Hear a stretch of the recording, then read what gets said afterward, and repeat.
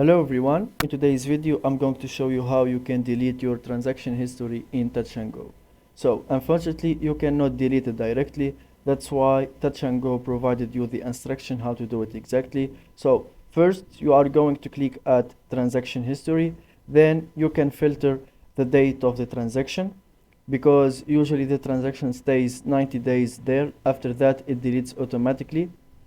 Then you can click on email, and in email you can type to them that you want to delete any specific transaction or all your transactions, or you can try another method, which is you can transfer your credit to another account and you can just delete that account that you want to delete the transaction history, and just like this you can delete your transaction history. Thank you for watching. If you find this video helpful, don't forget to subscribe and like the video.